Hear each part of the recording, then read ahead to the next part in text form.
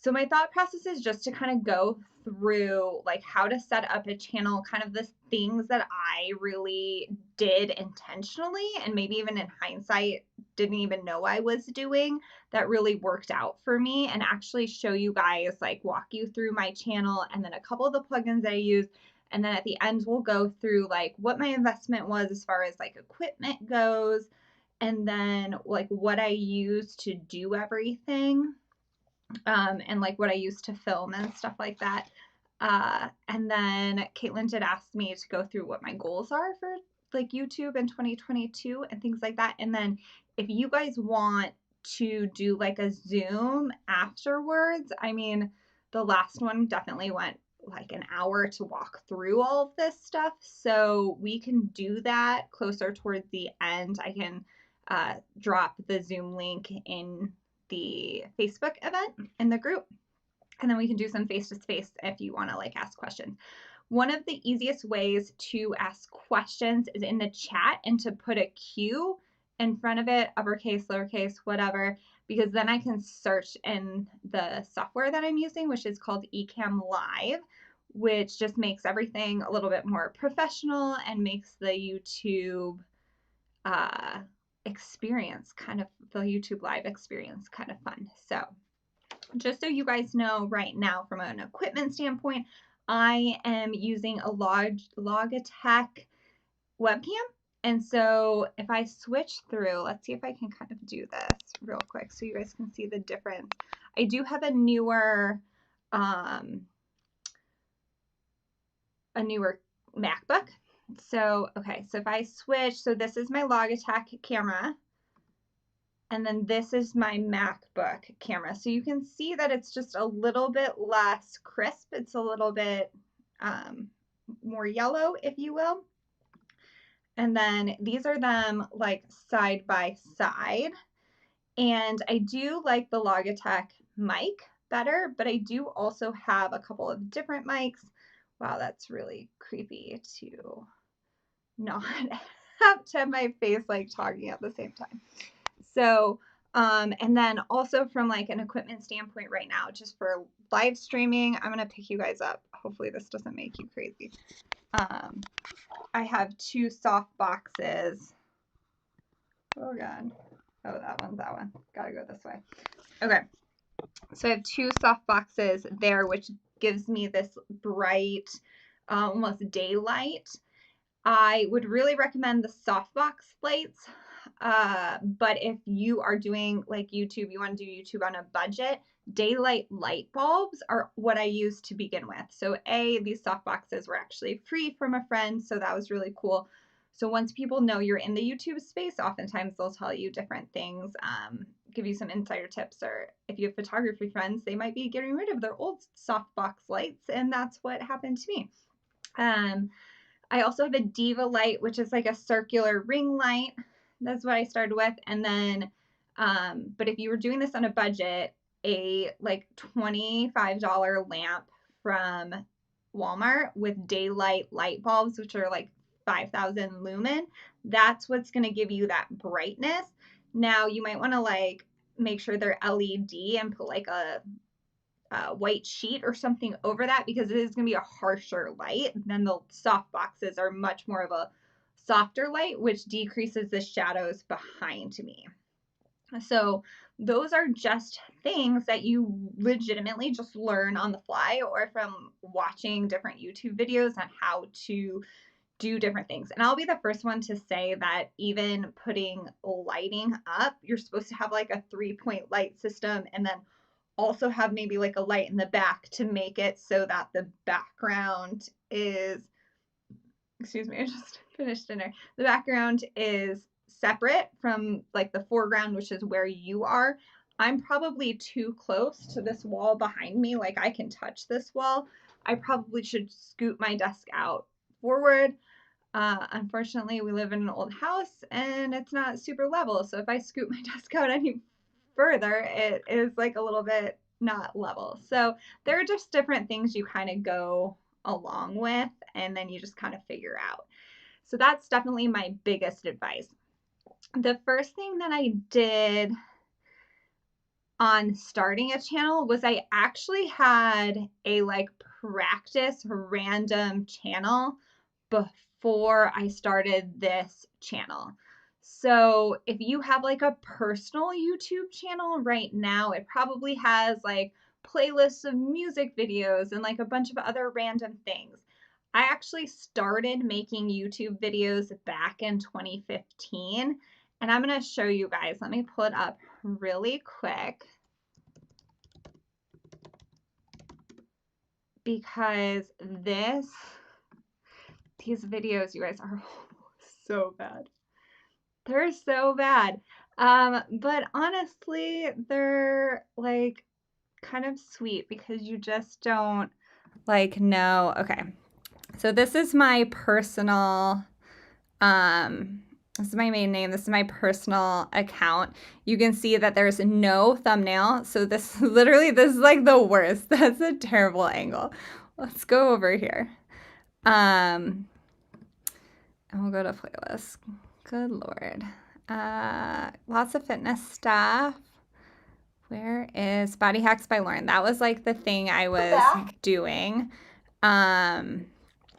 And so these are all of those videos, and you can tell there's no thumbnail. I honestly didn't even know. This is like the closest one. And I actually took this video and repurposed it. And so I actually re-edited it and put it on my new channel. The rest of them, I didn't. Now, oh, sorry guys. It's old habit. Let me see if I can add. Okay, sorry. I was just playing with stuff. So there's no thumbnails. There's no anything. I'm gonna mute these. They're not edited. It's just like me talking. I didn't even like clean up the background. Like that's literally my husband's like laundry. You can see the toilet. Like this is just me trying to teach people how to activate their transverse abdominis, right? So I'm just like, I don't even know what I'm doing. This one is so bad. It actually has a bunch of views, but like, there's just me and our guest bedroom. We're living with a friend here. And I'm talking about doing kinesio tape to work on a sprained ankle. So there were a couple of these things that I did on my cell phone that you can also do. Now, if you were to utilize a cell phone, I would say still have thumbnails and also get a better audio, because I will send you guys this link. I'm not going to play it right now, but the audio is horrible. Let's see actually if we can hear it. I don't know if you guys can hear it. Or through Amazon, or through places like physical therapy clinics, chiropractic clinics, things like that. Some people sell it in town. So I don't know if you guys can hear that. I wonder if I can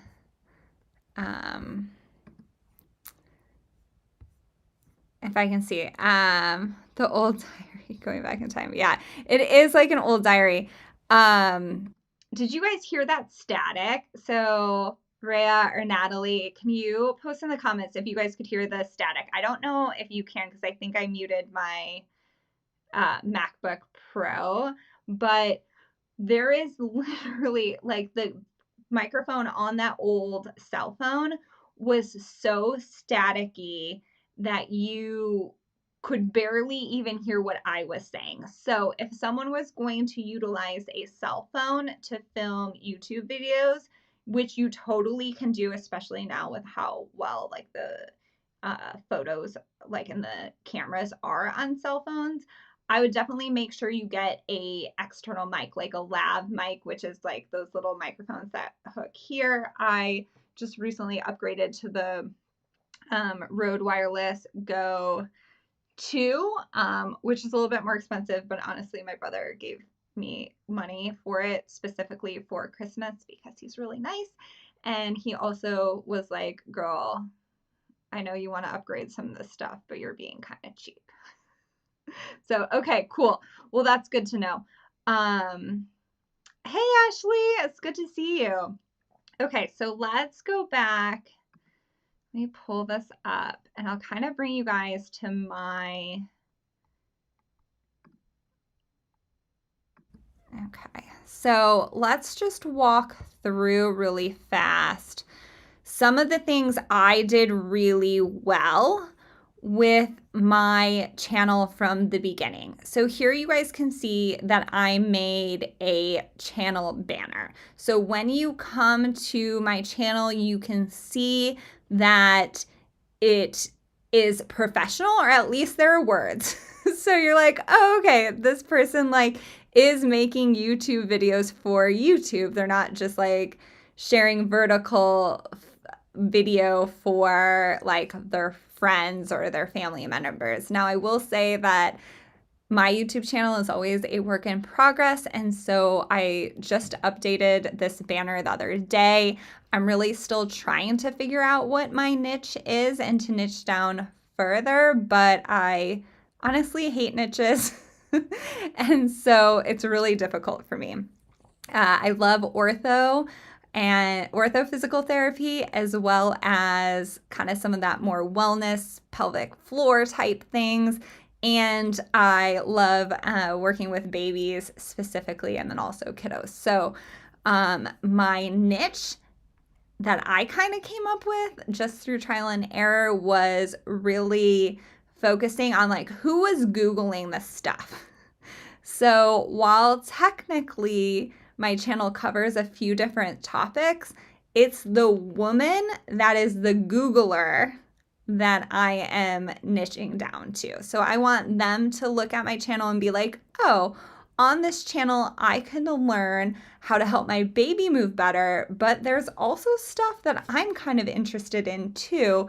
And this girl's kind of wild and crazy, and I kind of dig her personality, and she's also kind of interested in some different cool stuff. So that is who I'm looking for. I'm looking for proactive women. So women who are active, women who are interested in wellness, and then also women who are proactively looking for solutions on how to help their babies move better, and then also themselves. Eventually, I plan to do like a whole playlist on more military family health, and like specifically more geared towards like active duty military members, but I'm going to still gear those videos towards like the wife or the active duty woman military member, because I know that women are the ones that are mostly looking at my channel.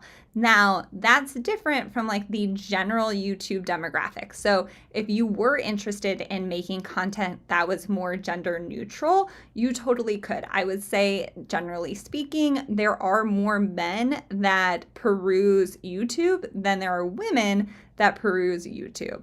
Women are potentially more on like some maybe social media, Pinterest, things like that. So Ashley, that's a good question as far as like niching down, which is like creating multiple channels. And I do think that having different channels can work, but I will also say that it is a lot of work, because in order to hit some of those milestones for monetization, you're looking at like 50 to 150 videos. So that's what they say is like that standard focus for monetization is like that 50 to 150 videos. And I was just telling my husband today, I was like, goodness gracious, like it takes more time than I think it takes to produce this content. And I was looking at the amount of videos I have, which is 66. And it feels like both a lot and not very many at all. So I think that is kind of crazy, because you have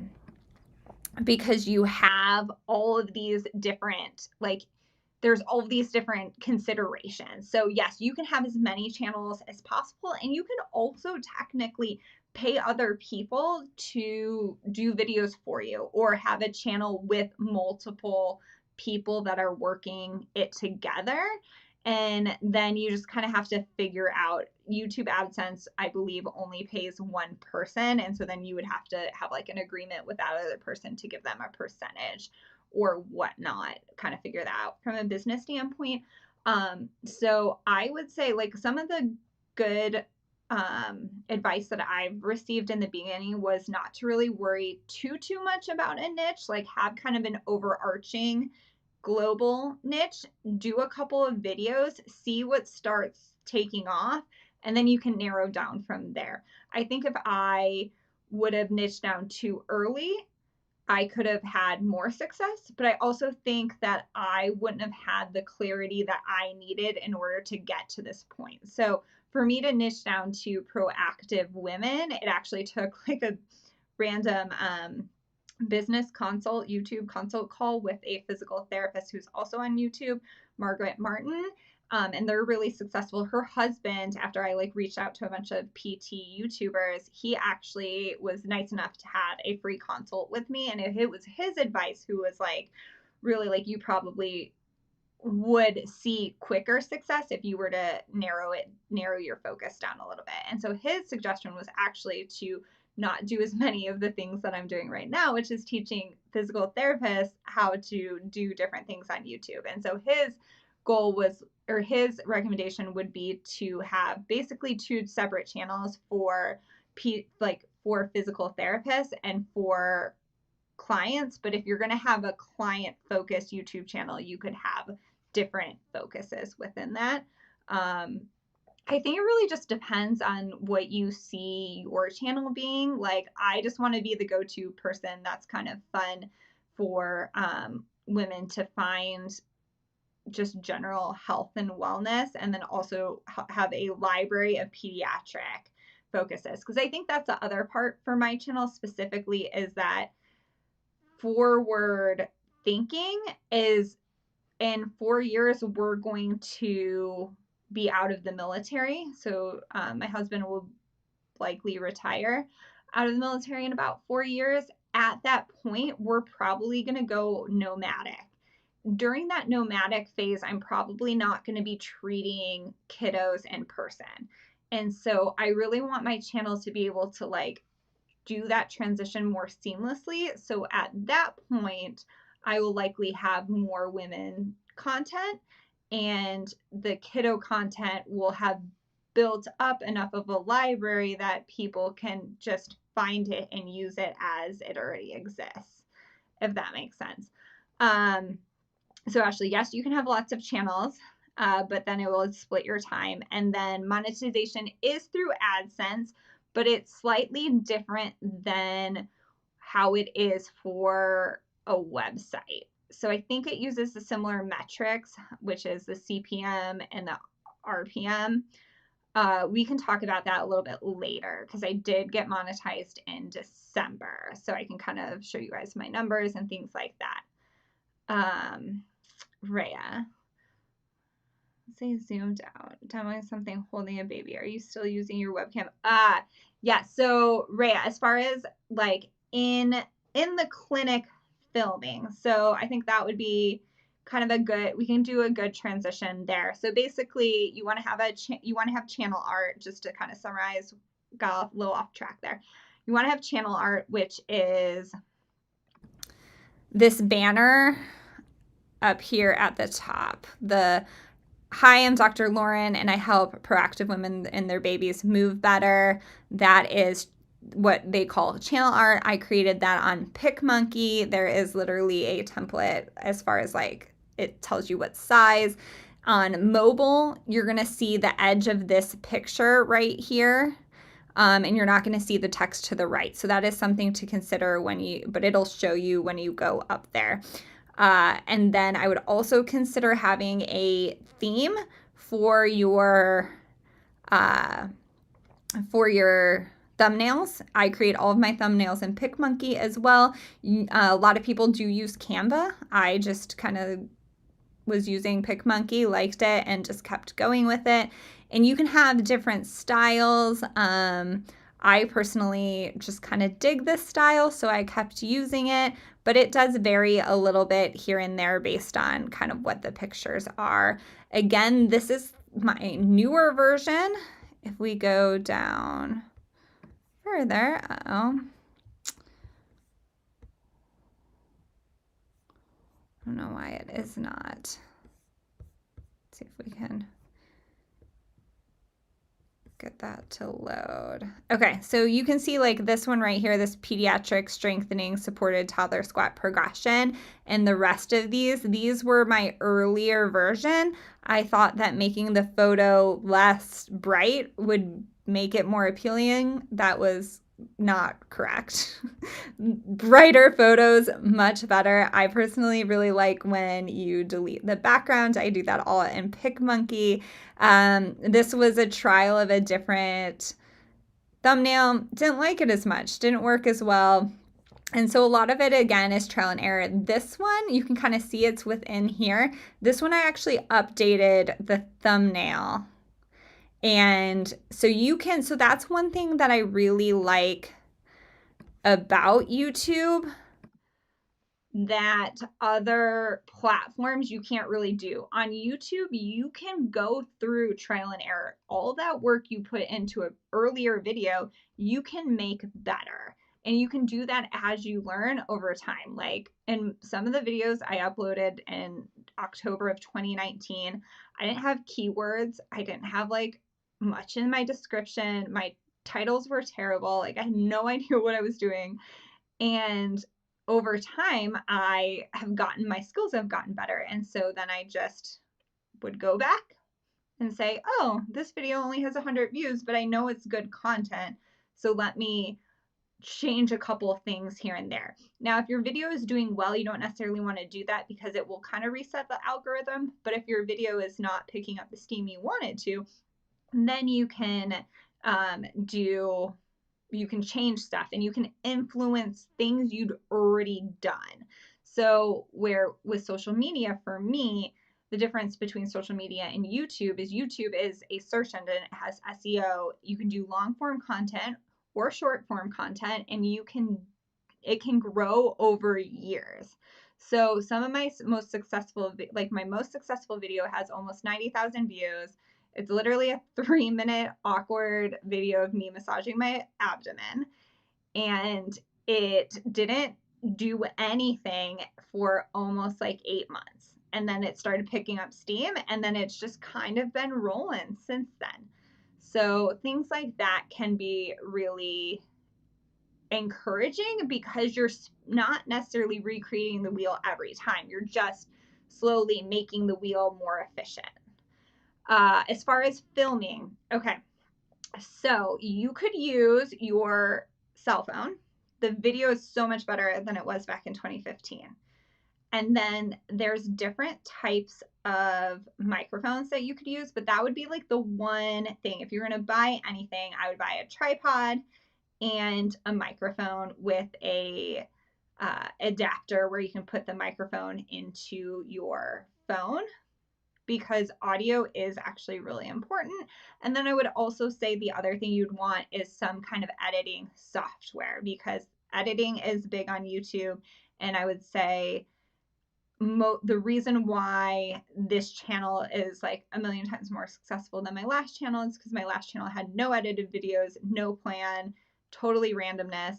This channel was every video was edited before it was uploaded. Every video had a thumbnail, and every video had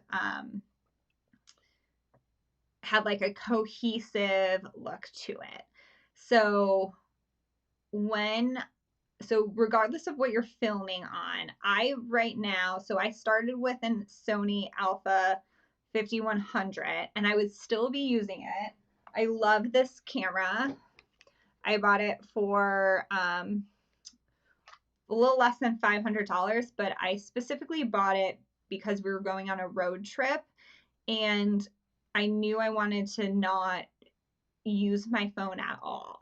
So for me, it was more about taking pictures and like turning off from tech than it was about necessarily buying the camera. And I stressed about buying this camera forever. I would still be using this camera because it has a flip up screen and I love, but the one thing it doesn't have, which I didn't actually know was a thing at the time, was an external mic jack. So you absolutely 1,000,000% should not ever buy a camera that does not have an external mic jack. Not at all. The fact that so many YouTubers like were promoting this camera is surprising to me now because there were so many other ones that had similar things but had a mic jack. Most YouTubers who used this camera actually recorded their audio on a completely separate device and then you have to merge it post-production. No way.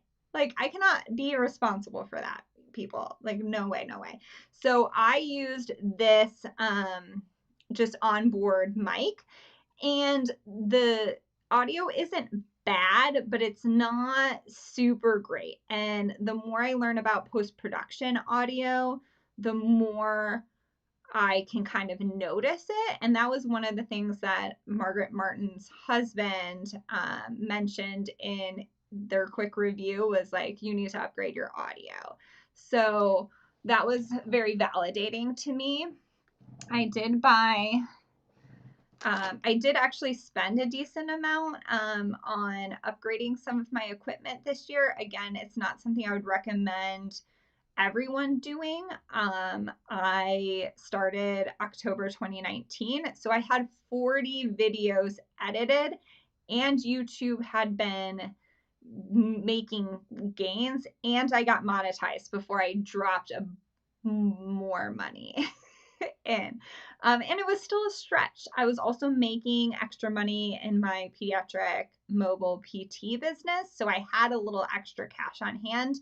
And I don't really love shopping. So pretty much my hobby is like making YouTube videos and working out. So, and reading books. So I got the Sony ZV-E10, which does have like, so you can see here, this is a shotgun or a shoehorn, horseshoe, I don't know, something like that. But basically here's the mic up here. This is a hot shoe, that's what it's called. And you stick an external mic there, or there is like a red hole there. That's where you would put the external mic in. So for the Rode Wireless Go, this is the receiver, which attaches here. You guys can see this. I feel like I need another arm. So this is what that would look like. I would stick this on a tripod, and I would be here with this guy. So this is the Rode Wireless like mic that I'm actually not wearing right now because I was just being lazy, but I would either click this here, or a lot of times I'll like clip it to my bra strap like right here, so it just looks like, you know, you have like a little growth, or I'm just wearing a sweater and it doesn't move a lot. It does also come with like a wind mic, which is really helpful too. This is like $280, so it's not cheap. You could get just one though, that's less expensive, and there are also cheaper versions of this. So if you just Google like external mics, Think Media is a great YouTube channel. I like watch their stuff a ton, and they all have like links to different equipment reviews and things like that. The Sony ZV-E10 was like $800. Again, you could totally use like the Rode Wireless Go or like a competitor with your smartphone too. So I don't think you need an external camera. I like having one because then it helps me stay more organized. Plus, again, I like having a small camera like this that I can take on hikes. The only other thing I would say if you were looking to get a camera is you want one that either has a flip out screen like this or a flip up screen. like this one, because if you're solo filming, you want to make sure that you're in the picture. So especially when I'm working with kiddos, like, and you're on the ground, like the kiddo is on the ground, like I'm constantly like, oh, are we in the frame?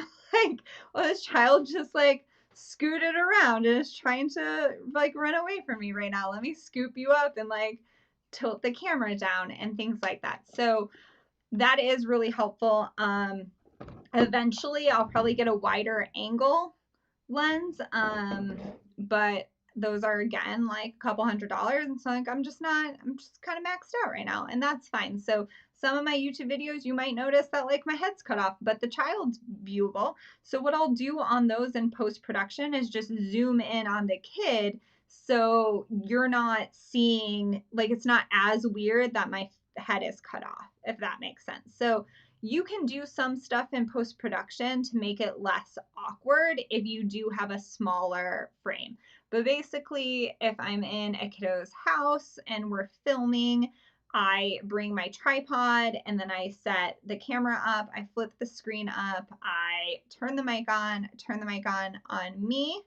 Both have to be on, and then I hit the record button, and then we just go through a couple different exercises, and I will try to explain while I'm there a little bit about why I'm doing this exercise or why this exercise is important. And then I will also film afterwards in post-production more information too. So like a talking head video, which is what we're doing right now, that's considered talking head. And so then I will then record this on my Ecamm Live, or you could do like QuickTime or Zoom or whatever, and then drop that into my editing software. So then it's more cohesive and people can have a good understanding of like what the video is. Before I had any kids that were, or parents that were willing to have their kids videoed on YouTube, which by the way, right now, what I'm doing is a 20% discount on any of my cash-based services for families who are okay with their kid being filmed. Sometimes if you have weekly therapy sessions, that can actually be a pretty good discount. It's like $24 off of a $120 session. So that brings it down to like $94, $96, something like that.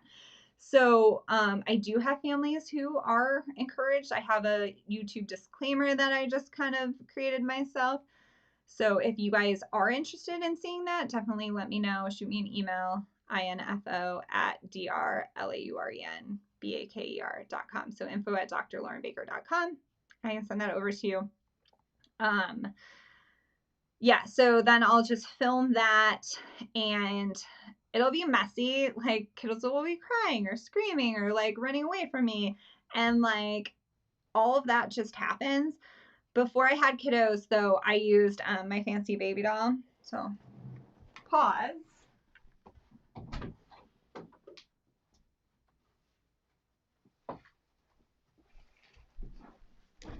So this is baby Eric, which was like my super fancy baby doll that I somehow convinced my mother to buy me when I was a child. And he's got like mostly like some sort of bends in his limbs and his legs and things like that. And I thought it was going to be just like the laughing stock of the whole universe to have a baby doll and just practice on a baby doll. But here's the thing, it's like, if you don't have a kid, you don't have kids, like we don't have kids. Do what you can do, like explain it, use your own body, talk theory, educate in the way that you can educate until you have the opportunity to up level your content. I will say, if you have the opportunity to use children, it does make the videos a lot more engaging and more fun to watch than just watching you do it with a baby doll. It's also, though, sometimes harder to really understand like the purpose, because when you guys are working with babies, you're like talking to mom, you cut off mid-sentence and you're doing like googly goggly, like ooh, ooh, random stuff to like entertain the baby, and you're like giving them tickles or like giving them bounces, or you're just doing different things at random times. And so sometimes having babies can make it more difficult because you're not able to like fully explain. Well, when I'm doing demos on baby Eric, like he doesn't talk back to me. He just like lets me do whatever I want. And so that's really helpful from a filming standpoint. But there's also tons of just different things that you can do and different types of videos you can do. You don't always have to model things. You could do more just teaching. You could do teaching on your iPad and screen record that. You could do tutorials on different tech products that are available in the PT space. You can do so many different things. All right, let me make sure how easy to read it is for them people. So yes, so that's the other part too, as far as like thumbnails in general. So let's look at some of these thumbnails. Which one? This? Okay, so this is my back end of PicMonkey. And again, a lot of people use Canva, and I think that that's totally awesome for whatever reason. I'm a PicMonkey girl, and most people are Canva people, but that's fine. I think I just like PicMonkey because they were one of the first ones I feel like to be able to delete a background, and then also they like glitter, and I also like glitter. So, okay, so you can see here's just a bunch of different thumbnails. And one thing to note, like just from a branding standpoint, that can be really helpful for you guys is having consistent things like consistent colors and consistent text. So you'll notice that on a lot of these thumbnails, like this is the one we use today, they all have the same yellow color. And then the text is all the same. So my text for my brand or whatnot is LATO, Lato. And I like to use Lato Black because I feel like it's, again, like really easy to read. You really want it to be pretty big. So like if we open this image up, let's see, it might take a bit, half minute. You can do it. Okay. So this is 87. So that font like seems really big, but I want someone to be able to see that and stop the scroll. This color, so this E5CA85, if I go up here, if you guys aren't using Chrome, you should definitely download Chrome because there's this Chrome plugin called the eyedropper. And I installed that. And so these are all of the colors in my brand. Now I will say that I did kind of update this. I was feeling, so this color has always been part of my brand, and a similar version of this color has as well. Those are kind of the ones I started with, but then I really wanted something to take those brand colors and make them a little more mountainy. And so I looked at like a bunch of like mountain brand boards on Pinterest, and this is where I kind of came up with this cohesive look. So if you see in my videos, a lot of times you'll see this color, that's kind of the main YouTube color. And then you might see this color as like an accent color for text, things like that in editing. This one's more for my website as like a button color, like kind of a call to action color. These two colors are actually more of my PEDS website. And so if I go back, this is kind of messier than I feel like it should have cleaned it up for you guys. So you'll kind of see here that I have two different colors for, these are Pinterest pins that are going to go back to that video on Pinterest. I'm not doing a very good job at Pinterest marketing, but I do at least pin every single video one time. And then I try to make a blog post of each video where I embed the video itself and the timestamps. So I can talk to you guys about timestamps as well. But on my blog over here, this is my pediatric mobile PT. This is the color. So all of these, so this is a YouTube video here. this is a YouTube video here, and this is a YouTube video here. So these will all have this vibe where these will either just be an extra pin or more specifically,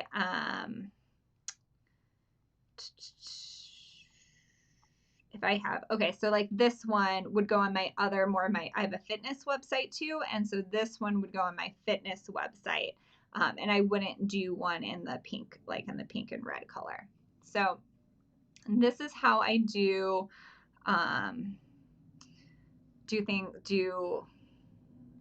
cover photos or thumbnails. Sorry. A lot of times I'll just find one that's kind of similar. So like, for example, this one, that's just, oh, I cannot see that. Edit a copy. So if I'm like, oh yeah, I want to do crawling, but say, so this too, okay, so let me see if I can undo this.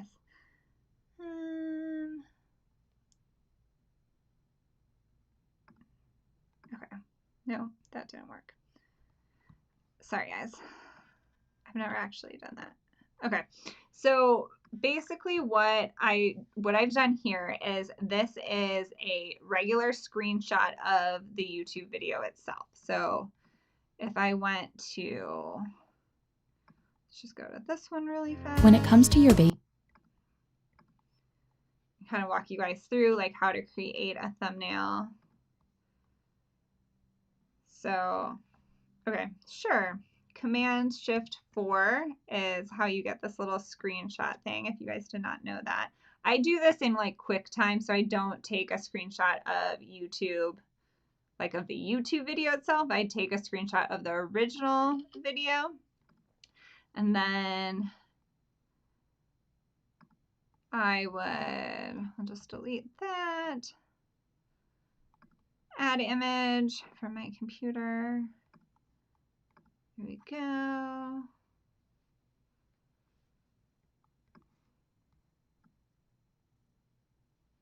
Okay, and then I go over here and I remove every background because I just think it looks cool. And then, okay, all of a sudden, there I am with like little bells and stuff. That's so fun. And then I'll go in here because I think glitter shadows are awesome. And then I will kind of, oh yeah, I have to apply that. And then I will kind of like move that wherever I want. And then, okay, say, and then I would like change this. So this doesn't work if like, and then I just like kind of arrange it. And so if I want this text to be big like that, then I would just like bring myself down, or here's where I like actually flatten those layers. So if you flatten layers, then you don't have to highlight both of them at the same time. But then I'll just kind of change the different wording and then maybe put an arrow, maybe not put an arrow. It just kind of depends as far as kind of what I'm feeling. When I'm looking for different things like how to name a video, or like down here in the description, there's all kinds of stuff, right? So good principles for YouTube videos. You want to have a video that has like decent audio and good quality. So like you want lighting, and by lighting I mean like maybe a couple lamps with some daylight bulbs in them, or maybe you're have a window that you're like in front, like is facing you. So you're like facing the window, so the light is going backwards. You don't want to be facing the other way where the window is like behind you, because then the light would be different and not look as good. So I just don't always film during like specific times. So I just kind of do what I want and put lights on. Like actually in this video, you can see over here, like didn't hide those cords very well. There's actually a lamp on the stairs right now. Don't know if I'd recommend that. I definitely think I might pick a different spot to film next time. But so you want the lights, the camera on a tripod, or your phone on a tripod, and some kind of external mic, or just having a good onboard mic that doesn't have a lot of static in the background. in order to figure out what your title is, you can see over here that I have like these keyword tags. This does not pop up on most people's YouTube channels. So my YouTube channel, I have keywords everywhere. It's a plugin from a Chrome, like Chrome plugin. So I use Chrome as my browser, and so you can get a Chrome plugin, and you just do that by like Googling Chrome plugins, I'm pretty sure. Chrome plugins. Chrome extensions. So yeah, okay. Chrome Web Store extensions. And then I would go over here and write keywords everywhere. Okay, and that's right here. That's the one I have. I also have that eyedropper. And so that's what that one looks like. And then I also have TubeBuddy. And that's what that looks like. So I'll show you guys TubeBuddy in 1 second. So when you're creating titles, you want to make sure there's some keywords in there. Now, Google/YouTube does look through your video. They actually can like tell what your video is about through your thumbnail as well as through your video, which I just recently learned, which I thought was kind of crazy, but awesome. So it combs through because it actually auto generates, what are they called? Like subtitles. So it auto generates subtitles for you. So it knows what your video is about. But for physical therapy specifically, because we're not doing like vlog style videos, for us, search engine optimization is really key because a lot of our stuff is going to come through searching. Someone is searching to solve a problem, and so we need to have videos on that problem and or point them to other videos in order for them to continue to solve that problem or learn on that problem. The way I look at my channel is that I'm creating a library and that people are going to like come look for either exercise ideas for their baby struggling with rolling, or they hurt their knee when they have knee pain. Like those things are coming to solve that specific problem. They might watch 10 of my videos, but they might not always watch the newest one that pops up because they might not have that problem. But I want to be the go-to person where they're like, oh, I had a problem and Dr. Lauren helped me last time. Let's see what else she has on her channel if this comes up again. Or, hey, I found this video from this physical therapist that was super helpful. I'm talking to a friend. They also have that problem. Let me send you her channel because she was super awesome. So keywords are really helpful for that. And you want to have keywords optimized. So keywords everywhere will give me an optimization score on my videos. So if this is like less than 70%, I know that I could do a little bit more work there. And then it also gives me ideas on what I can use for tags. And you can also look over here. So it also comes up on Chrome.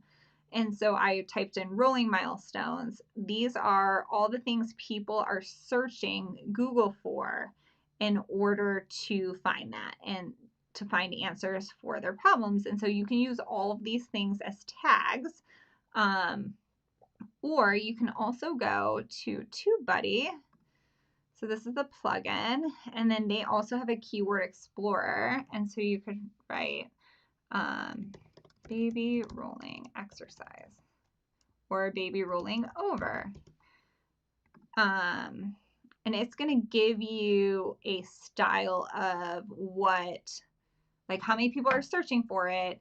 Is this good? Actually, this is excellent. So you could have a 5 tips to help your baby rolling over exercises or physical therapy exercises. So sometimes it's not like, sometimes it doesn't like work as well with the English language. So that's something that I definitely struggle with. So I don't really have a great answer for that, but you want to somehow put this in because people don't always search in complete sentences. So like I wrote baby rolling over and then exercise popped up, and so that's what people are going to be searching. So 5 exercises to help your baby roll over. things like that. It's best to get the long-term keyword, long tail keyword. That's what they're called. A long tail keyword is like 3 or 4 words. Short tail keyword is like 1 or 2 words. It's better to get long tail keywords because they're more specific and they're easier to rank for and for Google and YouTube to show when people search for them. The other thing that TubeBuddy does that I use a lot is the milestones, which I find really cool.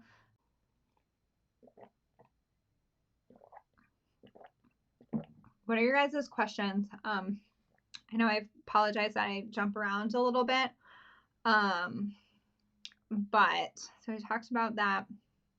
Who is searching for answers? We talked about that. Do you guys have questions about like video editing? Because that is probably the biggest skill that I've been learning, along with actually like filming the content and like doing research on equipment, deciding kind of how much I was willing to invest. Because there are a ton of options as far as editing goes. And I think the biggest thing with YouTube is like, you don't want to invest until you at least have like, either A, you're like going to go all in on this and like you love YouTube. And so that's how you want to educate people and that's where you want to show up. For me, it was more like my soul is gnawing at me so much that like I cannot not do YouTube because it hurts me emotionally, physically. Like there is a gnawing in my gut if I know something like in my soul needs to show up on YouTube. And when I don't, or when I get too scared to, or when I try to divert my attention elsewhere, it physically feels crappy. Like Sean Croxton called it like the gnawing in your gut. Like when you know like there is a way you need to show up in this world and you are like not doing it, you're avoiding it at all costs. That's how I feel about YouTube. So for me, I used what I had, which was like the Alpha 5100. So I did have a nicer camera to start with. I filmed 20 videos, edited those, posted those. That was year 1. Year 2 was COVID. Edited or filmed another 20 videos, those, posted those. Was like, oh, okay, now I have 40 videos on this channel. Let me learn a little bit more about this SEO, figure out like, are there things I can do to like improve the searchability of these videos? So then I did that. That really helps a ton.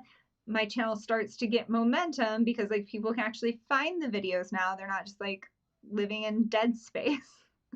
But a lot of people will say like that first year, YouTube is just like categorizing your channel. So it's not unexpected to not get very much growth. If you wanted to do YouTube and commit to it, realistically, you should commit to 1 video per week for an entire year. That's what I'm gearing up towards now. So now I have, my goal is to do 2 videos per month. And then once I have 24 videos scheduled for the whole year, start editing more videos to hopefully by the end of the year have launched 48 to 52 videos. But basically 2 videos per month is like my bare minimum, and I want to have 24 videos scheduled out before I then start pumping videos in the in-between spaces, because consistency does help your channel gain momentum. People do like new stuff, even if it's not like acutely solving their problem at that specific point. So I do think that there is benefit to doing weekly or even bi-monthly videos. I do think that that probably could have helped my channel grow faster, but I was just doing what I could do, and I'm not mad that I just dropped 20 videos and like whenever I could, because it was such a learning experience. It was also a low stress learning experience, if that makes sense.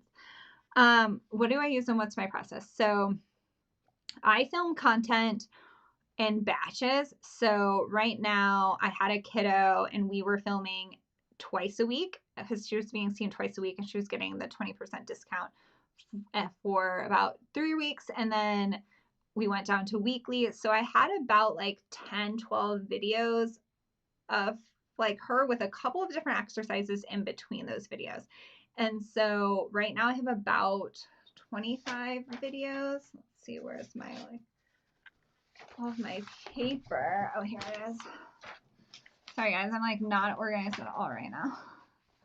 So I actually really love this like random PDF. It's called The Power of 21, but it's literally just a sheet that breaks down each one into like 3 sections. And I use this for anything from like keeping myself organized for writing books, like all the tasks I have to do to write a book, or videos. And then, so that's one of the systems that I use to keep myself organized. And then I also have this calendar that basically has the name of the video and then film, edit, post, pin, Facebook, business page, and blog. And the goal is to upload 2 videos per month. And that's like my base. That's like my baseline. Like if I get that, I'm happy. And then throughout the year, as like my time allows, I will go back and like fill in these things. So right now for the 7 videos that I have posted for 2022, I almost said 2017, 2022, I have 3 of them where I've like done all of like the post-production marketing, if you will, for it. Now, you don't have to do that. And to be totally honest, these are my videos from 2021. And so only 2 of these have had all of the marketing things done for them. So as time allows this year, I'm going to go back and I've highlighted all this stuff. A lot of it is like writing a blog post on it because I wasn't doing that last year. I have more time this year than I did last year. So I'm going to go back in and continue to market these things. But that's what I mean about like the difference between YouTube and social media is like this video that I spent time creating can continue to live and live and live through other ongoing marketing mediums, whether that's like pinning Pinterest pins or writing a blog post on it, like no matter kind of whatever that, however that goes. So right now, so this is kind of like my sheet. So I went through all of the videos that I filmed and I kind of wrote down what they were about, like what exercises essentially that I filmed. And then I tried to like break them up into like groups of exercises. So for the kiddos one specifically, I'll have like, so there was 3 exercises for crawling was one video. But then I also broke out each of those exercises so that I could use them more as like a home exercise program, because I don't necessarily want to send, if I say, hey, for this home exercise, I want you to do like quadruped reaching, I don't necessarily want to send them like 3 exercises for crawling. I want them to send them a video on quadruped reaching specifically with maybe a little bit more background on quadruped reaching. So I tend to have like a group of exercise videos, and then when I have like a real human demonstrating those exercises, I'm breaking those out. Now, when I did like, okay, so I have a video on toe walking, like 7 exercises for toe walking. I didn't break that out because that was just me demonstrating the exercises. If I had a kid demonstrating those exercises, I would have done 7 exercises for toe walking, and then I would have had that kid in a smaller video with the 1 exercise, and then I could send that to family members. So most of my videos are anywhere from probably 7 to 12 minutes. There is some focus on getting the most out of your AdSense. If you have more than 10 minutes, you can add an ad in the middle, but any video less than 10 minutes, you can only have an ad in the beginning or an ad at the end. So longer form content or more than 10 minutes, can those collections of exercises, or like, this is what I would do for this specific diagnosis. Like, here are 15 exercises. That might be a lot. Here are 7 exercises for torticollis, or here's 4 exercises to work on to get towards walking. And then also breaking it up to have it more bite-sized pieces too. So I think people learn different ways. Some people might be like, 7 exercises, holy cow, just give me like one thing to focus on right now. That might be too much for them. And so the weird thing is sometimes analytics can really mess with your mind, and people don't watch most of the video. Like, as you get better, I'm assuming, at being a person on a camera and editing, then your skills become better and your videos become more engaging. So I think that that does go up. But in total transparency, my engagement is about like 2 minutes on average. And so when I have shorter videos, it goes down because it's more of a percentage based on the video length in a weird way than it is necessarily on how engaging the video is, I feel like. So I think you kind of have to figure that out and figure out what works best for you and for your channel and for your niche, because I do think that there is, like, if I send a family an exercise, I want it to be less than 5 minutes. I want it to be like closer to that 3-minute mark, right? Where they can pull it up on their phone and be like, okay, this is exercise. This is like the background. I can watch that once, but like, if I need a reminder, I'm going to go to like the meat of like, just like her doing the exercise, whether it's on a baby doll or on a real person, so I can get that like refresher. Where someone who has no physical therapist and like is searching for a solution, they might need that longer form content, and they might be like soaking up 10 minutes and wish for more.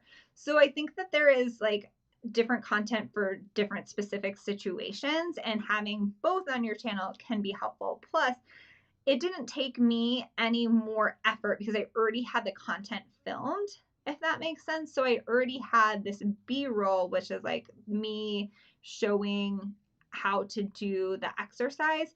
So, and over time, I did a couple of the exercises on different days. So then I could really add more content into that one video. I still have baby Eric on my lap, which I find hilarious. Just talking forever. So I want to know which videos I'm editing next. So on this list, right? So I've done quadruped rocking, I've done assisted crawling, I did 3 exercises for crawling, quadruped reaching, stability ball back bends.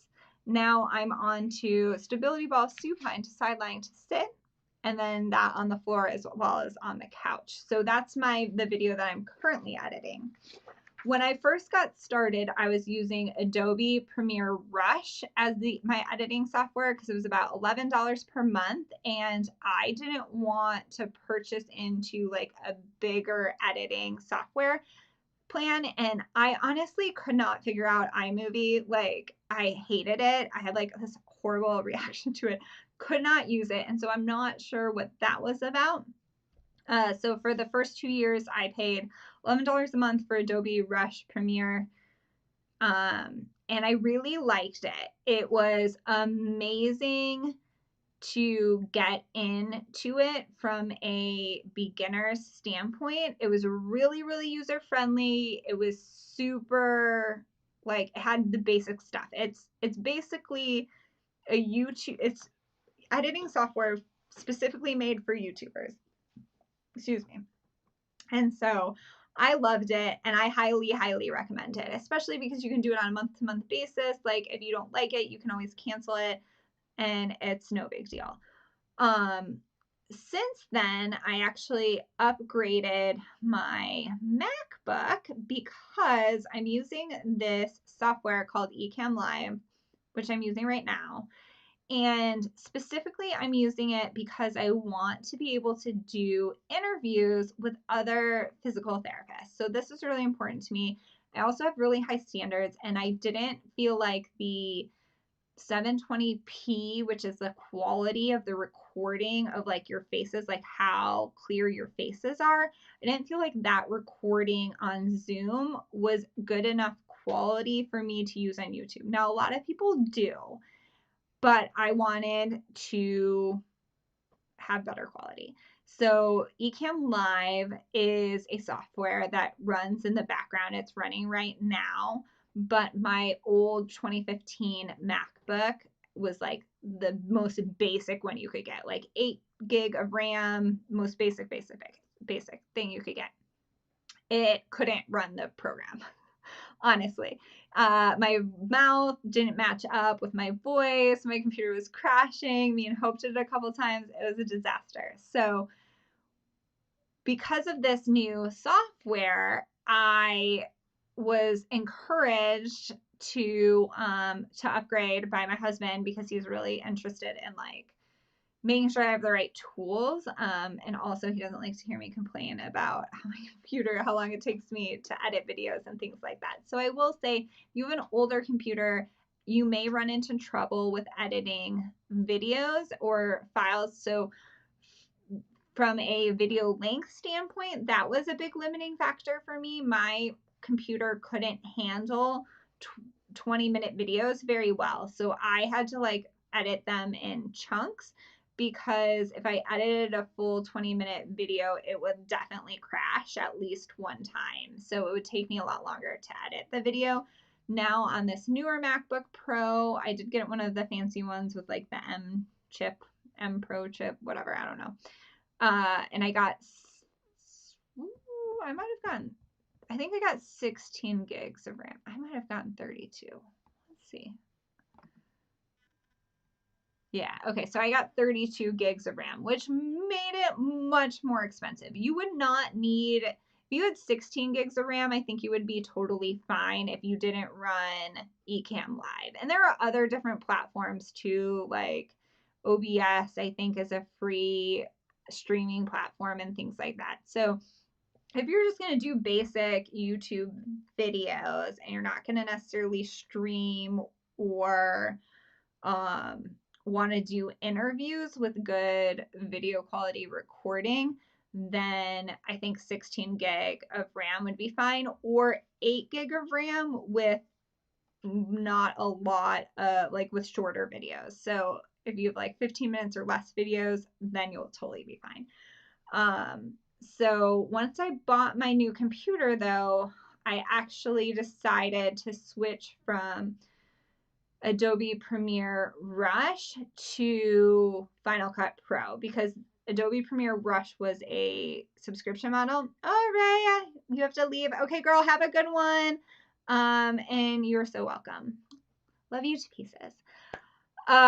So Adobe Premiere Rush was almost $11 per month, and I used it for almost 2 years. So it ended up being like about the same amount to use Adobe Premiere Rush for 2 years as it was to buy Final Cut Pro when I upgraded my Mac. So I do work for a university, and so I did get an education discount, which was really helpful. I think I saved like $100 on Final Cut Pro. But basically, Final Cut Pro was like either $199 or $299 to just outright buy.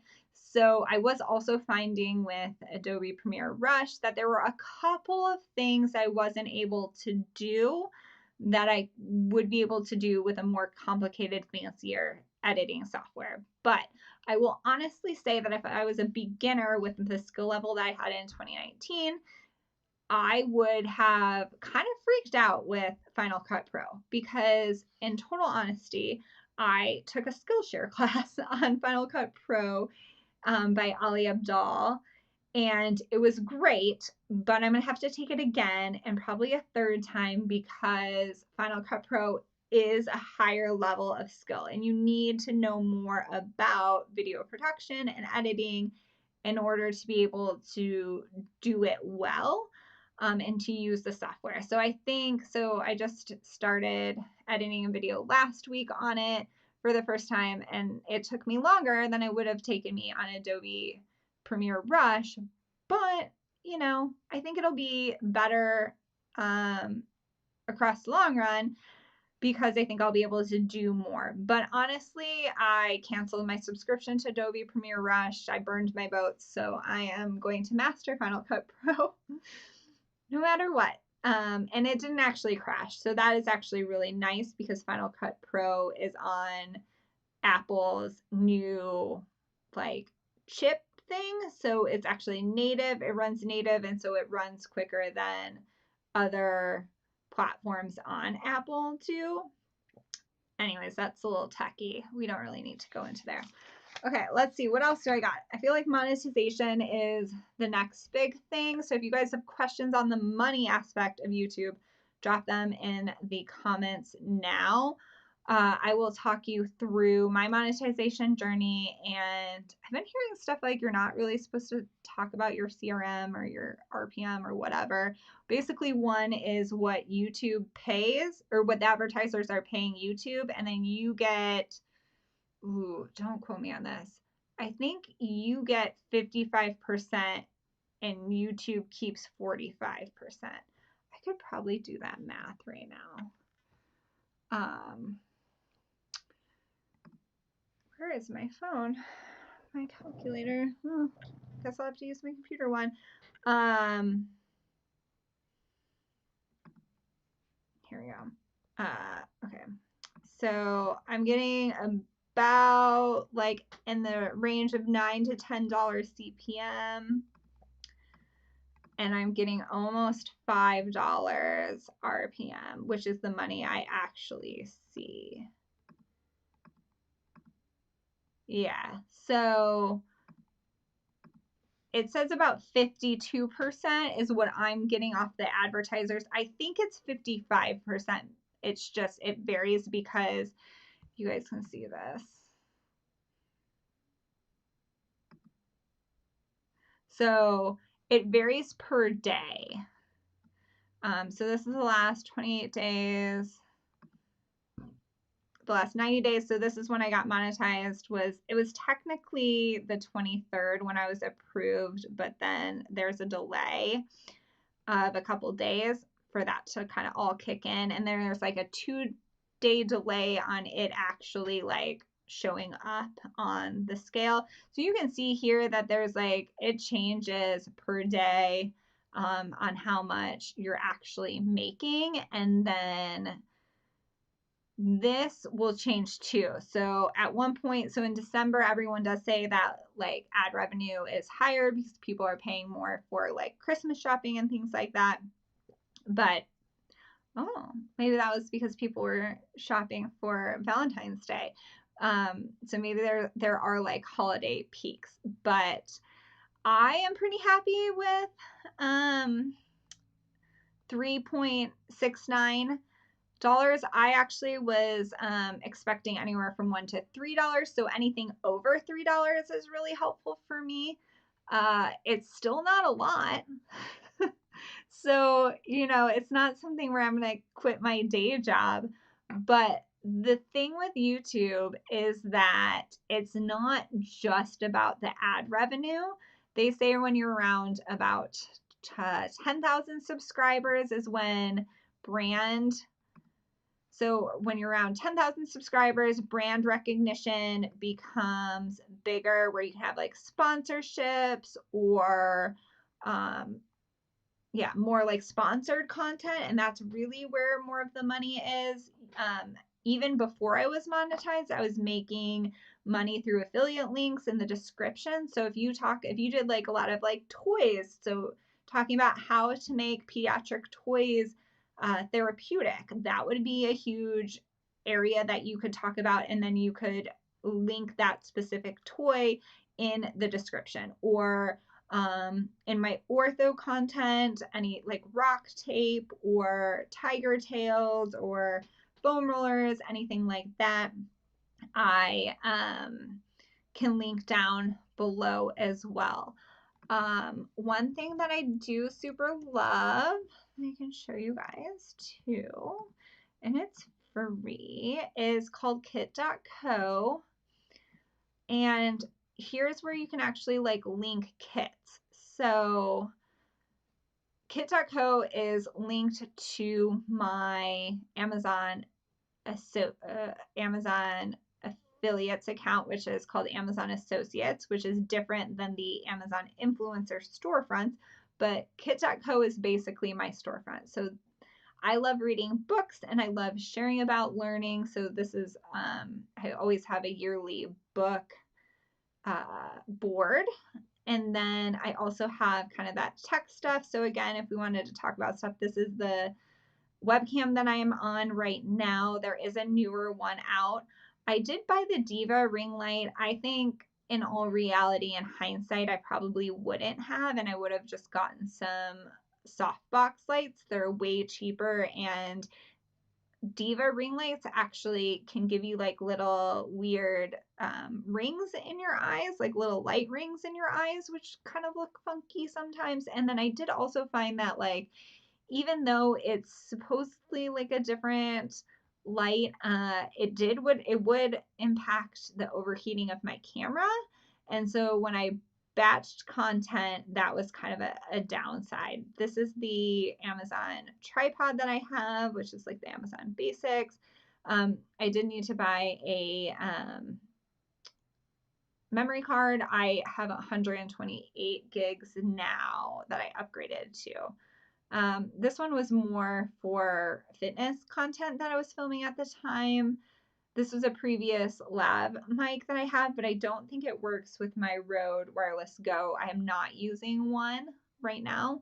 I do actually really like to teach with my Apple Pencil on my iPad. I feel like that's kind of a fun type of content. And actually in Ali Abdal's Skillshare class, he talks about how you can overlay some of your drawings onto the screen and actually make the background disappear. So it's just the writing on your screen, which I thought was really cool.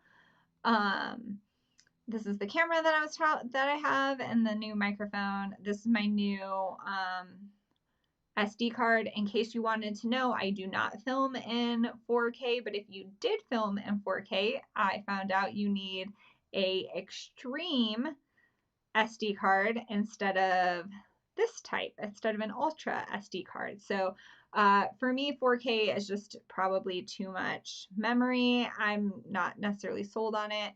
This I need for to plug the Rode Wireless Go into my computer when I film on my computer. And then this is also what I need to film on my computer. So you would need a different one for attaching the Rode microphone to your phone. You need one with like a lightning jack instead. And then I think that's all you need. There's a really good YouTuber called Ash's Yoga. She actually owned a yoga studio in Paulsville, Washington, which is where we moved from. And she has transitioned solely. She sold her yoga practice and she transitioned solely to teaching yoga on YouTube, as well as teaching yoga teachers how to monetize and teach online. And she does everything basically from a webcam and a Rode Wireless Go. So she even teaches her like yoga classes from a webcam. So you don't need a lot of different things, which I think is kind of cool. Yeah, all right, let's see what else we got. You guys have any questions on that monetization? Okay, no comments yet. Still got people on, which is fun. Let's see what else I have not talked about. Let's see. You can also use, so even if you're not going to do YouTube, I would actually encourage you to download the TubeBuddy plugin through the Chrome extension, as well as the Keywords Everywhere plugin through the Chrome extension, because if you're going to blog content, they are also both really good as far as blogging content goes, to try and figure out keywords, because keywords are really important in blogging. Oh, just thinking, we have not talked about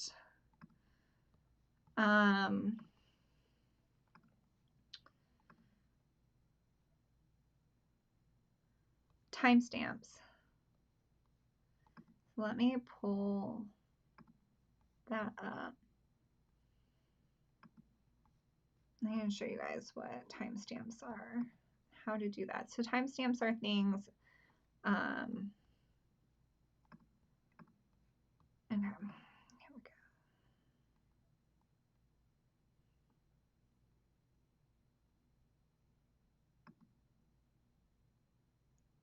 go. Okay, so let's skip that ad.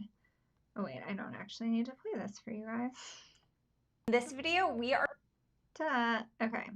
So you can see here, this is where I filmed like a talking head content and then went into kind of explained it. And then there's like the baby. So this one is 3 minutes and 41 seconds. This is one of the exercises out of the 3 crawling exercises. So these are what timestamps are. And basically all timestamps are is you have to have a 0 and then the seconds, or 1 in the seconds. And this is all text. But once you put it in the description, YouTube automatically makes this a link for you. So you don't have to do anything here. It literally, when I go to my my back end, so if I go back on hands and knees, so this is the same one. So you can see here that it literally is just text, and then it makes it a link.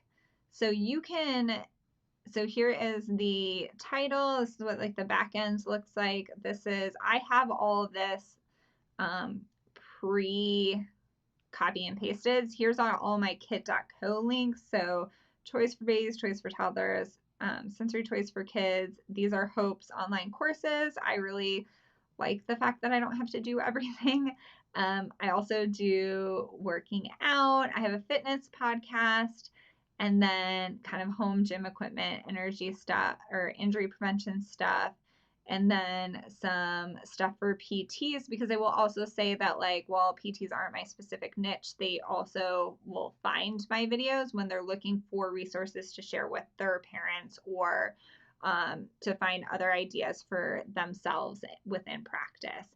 I always have a disclaimer, and then if you have affiliate links, you have to disclose, the FTC requires you to disclose that those links or some of the links are affiliate links. So Amazon Associates actually has like this specific code, or like the specific sentence they want you to put in. And so in all of my new ones, it has this. Before it was like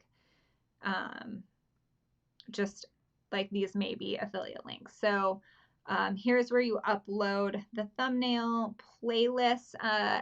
One of the things I'm actually going back is writing in the descriptions of all my playlists. That's something I learned in reading books about YouTube, is that can work in your SEO favor as well. You have to say if it's made for kids. If this is where, if you actually were being paid to create the video, you would have to click that there was a paid promotion in there. Because I just have affiliate links, no one actually paid me to create the video, then I don't have to check that. Here are all those tags. I try to use as many as possible. There's definitely different thought processes on that.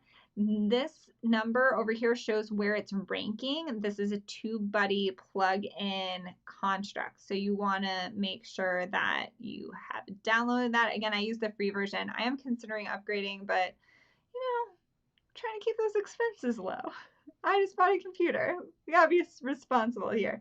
I have noticed that if you ever want to download the transcript, it's really messy. So I tried to download the transcript and then write a blog post over it. It was not worth my personal effort to do that. So right now my blog posts are basically like the embedded video, whatever I have in the description, the timestamps, and then my affiliate links below with a pin graphic. But if you do ever want to download that transcript, make sure that you have English language United States clicked, because I do think that that helps generate that.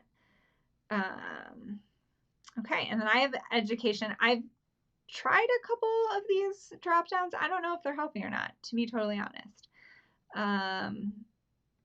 Okay, so there's that. And then the other thing you can go down and do is you can actually pin a comment. So this is something that's really helpful too. You want to have some kind of an understanding of how your customer journey is going to go on YouTube. So for me, so if you had like an online course for kids or for physical therapists or whatever, you would want to promote that within your videos, but also in the description and also in the pinned comment. I personally do not have a online course, and so right now what my pitch is to do online parent consultations. And what that really looks like is basically parents who just want to talk to a PT and see if they should go to PT. They just want someone to listen to their story, have a couple questions like answered about their kid, or like be able to explain where their kid is and have some general knowledge of like, well, at this age, in this milestone, this is what we would be looking for. These would be the concerns if they were not doing those things. This is where PT could help. And here's where I would go or how I would find PT. Sometimes kids are waiting to get an evaluation, like in birth to 3, and parents are just looking for like, okay, if I wanted to work on head control versus literally just me Googling stuff, what are some general exercise recommendations that you would have for this specific milestone? And so I have them all sign different disclaimers and things like that. And when I just had this link in the description, it wasn't as successful. I did have one person. Now that is in the pinned comments, it's getting more traction. And so that's what I learned from like a different YouTuber. That's what they were doing. They were in the nutrition space.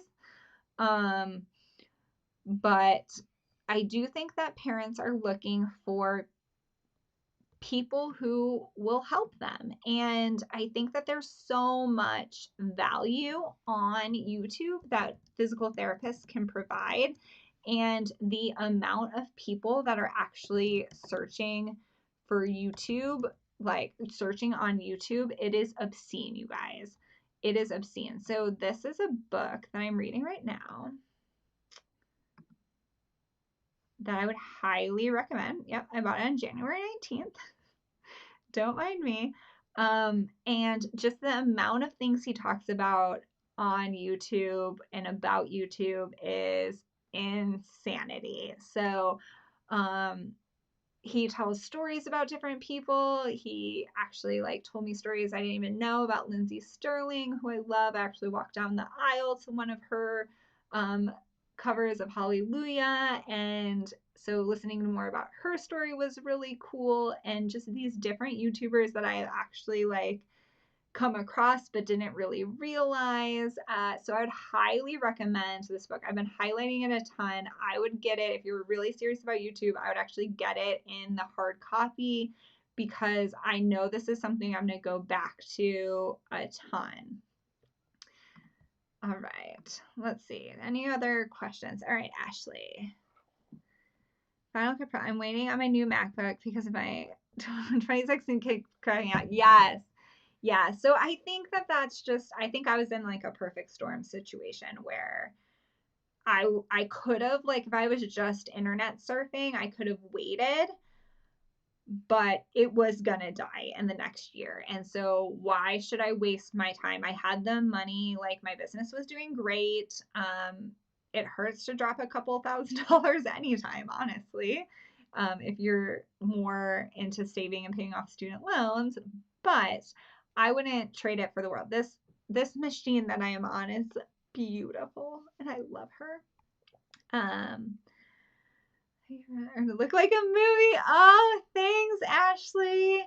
That was so nice. As far as making money on YouTube, no. So, basically, I'm gonna get this baby doll off my lap. So basically the way I personally make money on YouTube is through affiliate links. So YouTube plus my website's about 30-ish, $30 to $40 a month. So again, nothing crazy there.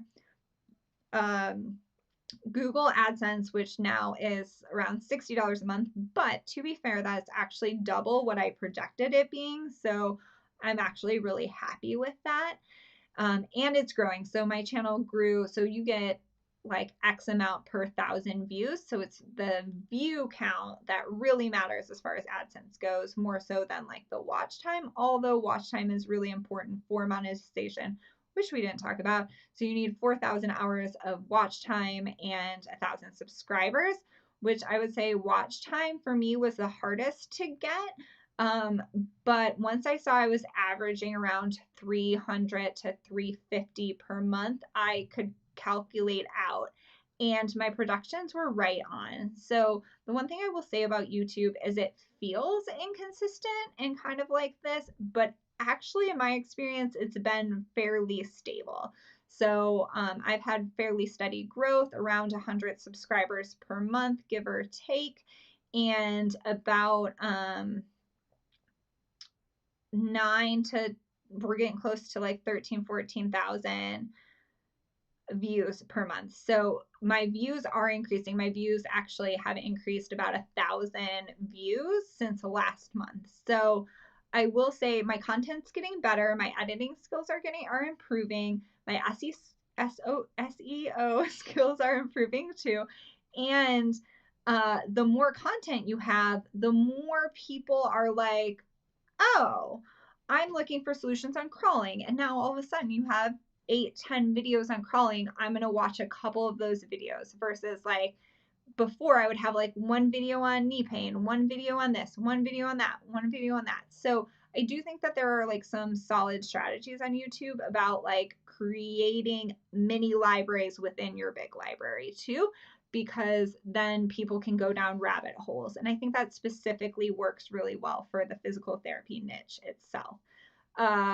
So we got AdSense, affiliate links, and then those consultations. So those online consultations, which book straight to my Simple Practice, which is the EMR calendar and payment system all in one that I use.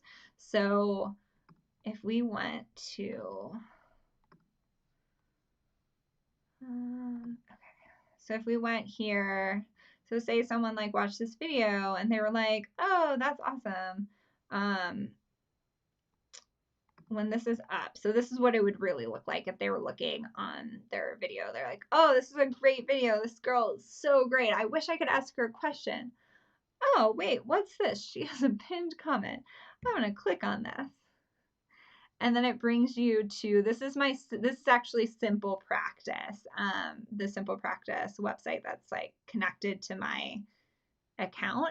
And then they could book an introductory call for $0, or they can book an online consultation for $50. And then they would select that. Yep, that's my cell phone number. And then they could pick a time. And so I've had both. I've had someone like call me and leave me a voicemail and say that they found me on YouTube. And then I've also had people book just straight through this, and then I have to approve these. So that's also something I love about Simple Practice, is that like they could, pick this. If they're asking about a kiddo, they'll pick someone else, but if it's just a consult, usually they'll pick me. They put their info in, then they hit request an appointment, and then I actually send them a credit card link. In Simple Practice specifically, you also can have them put a credit card info in before they request the appointment, if that's how you prefer to do it. I had it for that for a while, and then I switched it because I was like, maybe that's weird. I don't really see a huge difference. I didn't see like an influx of patients when I took the credit card request off. I think if people want to book with you, they realize it's going to cost them money and they're going to be like, pay for it anyways.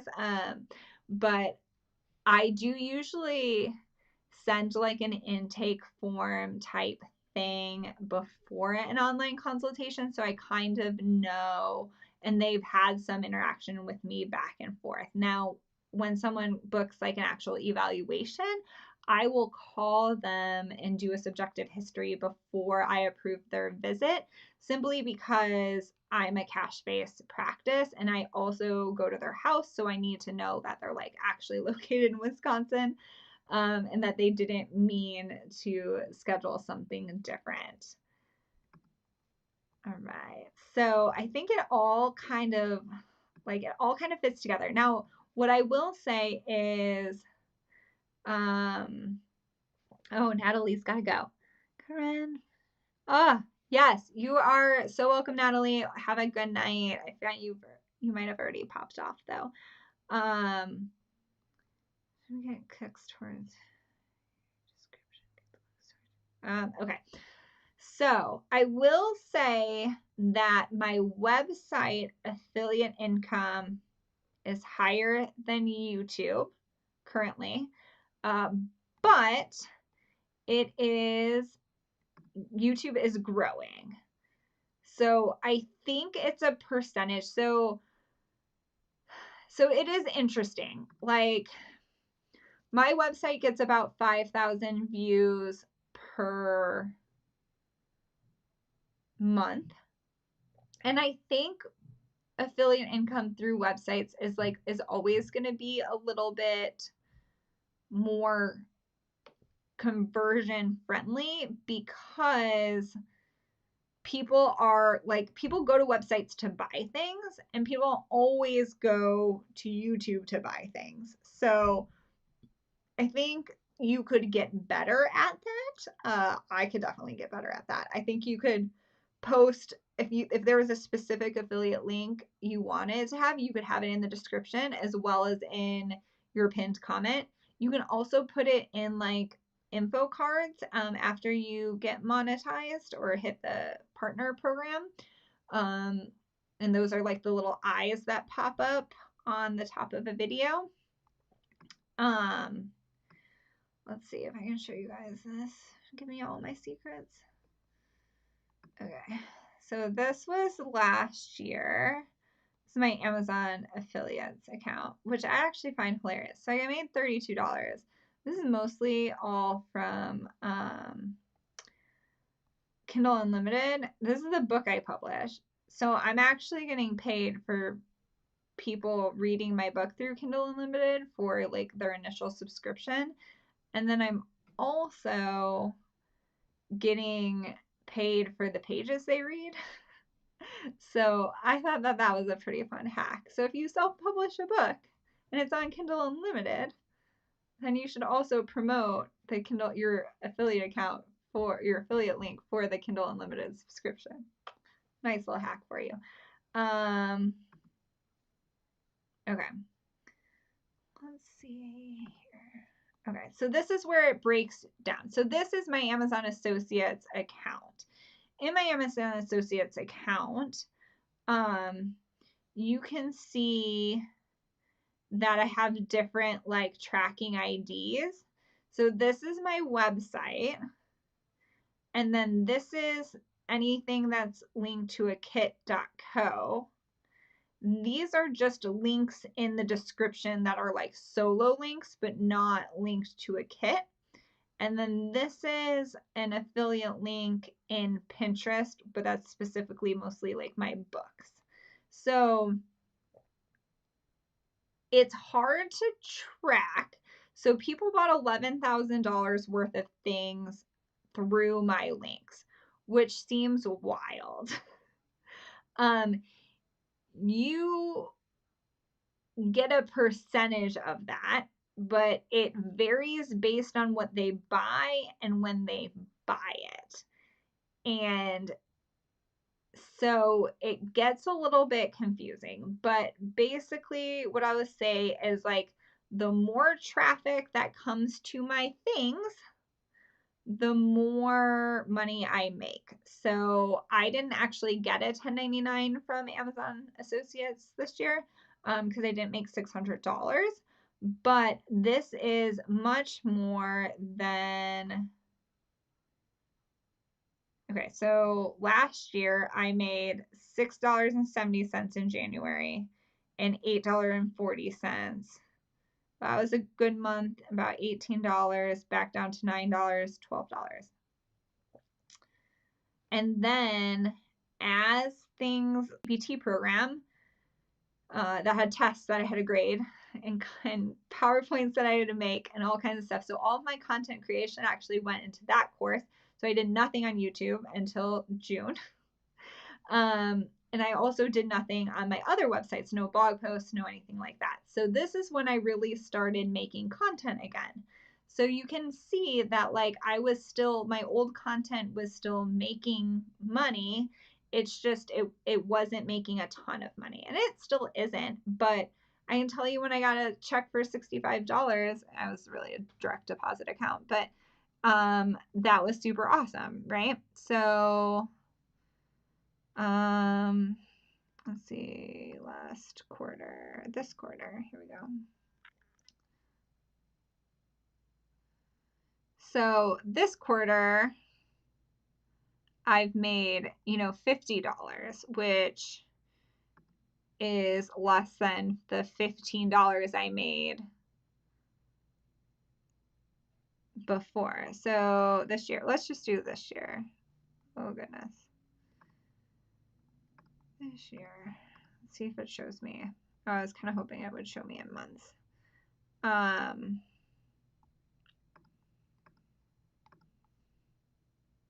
Okay, but last month I made $20, where the month before that, a year ago, I made like $6 or $8. So it is growing, and I think that's the big thing that you need to see is like, okay, so I got 61 clicks from my kit.co, but I don't even think last year I barely even had a kick, like, so that was last month I had 61 clicks. Last year total I had 89 clicks. So as I get better at this, the more I like understand how to monetize things better. And so I think that's a big part about it too. So yes. All right, Ashley, I think you have to head out. I'm glad that this was super helpful for you guys. I know I need to get ready for bed too, but if there's any last questions, feel free to drop them below. And in the meantime, I will just take a hot peek at my notes.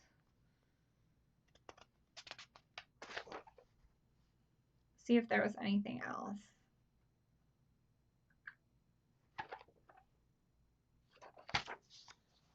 Yeah, I think so. One thing that Caitlin asked, I know she couldn't be here tonight, I don't believe, but one of the things that she talked about was asking what my goals were for 2022 and beyond. And I think for me, it is twofold. So one is definitely monetization. I would like to have an income stream upwards of $1,000+ per month that was compounded from work I've done previously, but that I was continuing to get rewarded from. I would love to have 10, 15, 20 year rewards for videos that I've created. I would love for them to continue to grow and continue to make momentum and then continue to make me money. The second thing is really educating the general population on what physical therapy is. I think as physical therapists, we don't do a great job about educating the general population on how we can help them and really how we can change their lives. I think we also need to have bigger platforms to educate other professionals. And truthfully, if physical therapists have big platforms, we can have big influence, and then we can build relationships with these other individuals. One thing that I heard Jared Carter talk about, which I thought was just the coolest, was he will actually reach out to physicians in order to market for his cash-based physical therapy clinic. He treats adults, and he will actually use his internet platform, typically his podcast. He has a podcast specifically for his clinic as a marketing tool to both A, get to know the doctor, and B, have a win-win situation where they could then share their voice and share their message and share their business. So one of the things that I'm actually really passionate about to bring to YouTube is interviews with other cash-based mobile pediatric physical therapists so that people can have a full playlist of all of these amazing people who are doing awesome things in the physical therapy space, and then also get really good quality care because they know that these people are out there and they are able to feel connected with them because they were able to see them on video and see the interaction and see their passion for kids and see what their expertise is and even learn a little bit from them. So I think that there's so much we can do as physical therapists to really help people. And honestly, I'm so over the martyr mentality of healthcare workers in general. Like, we just want to help people. No. We want to help people and we want to be paid well for it. And we don't want to, because here's the biggest truth, honestly, is if your needs are not being met, like if all healthcare workers are in debt or stressed, maxed out, you have nothing left to give other people. And so I would love a world where there are tons of physical therapists killing it on YouTube, making extra money so that they can pay off these astronomical student loans, build an amazing community, and educate the general population with how we can help them and how, honestly, the general education or the general population can truly help themselves. Because I think the more we encourage independence in simple techniques that individuals can do to influence their environment, the more proactive and empowered they're going to be to seek out expert help in order to be able to live and move better. So I would love to help a physical therapy revolution. I think the more physical therapists we have on YouTube, the better, and the more the merrier. And I think that is going to be awesome. And we should all be friends and then we should all collaborate because how fun would that be? So fun, guys. So fun. So hopefully if you're a physical therapist and you're watching this, you were able to follow along and be able to go back. I will link everything in the timestamps because I know we talked about a ton tonight, and hopefully this will be really helpful for you guys in starting your own or even just knowing some of the hurdles in advance so that you can better plan for starting a YouTube channel. And I will also link a bunch of my favorite people to learn from so that even while you're still brainstorming about starting a YouTube channel, you can just learn and gather more information so that you can make the decision that is best for you. But seriously, if you are going to get into the YouTube space, definitely make sure that you send me an email, info@drlaurenbaker.com, and that will be linked in the description below. Also, because I would love to collaborate with other forward, innovative, and creative thinking physical therapists who want to make a big impact and help empower other people to move well. All right, bye guys.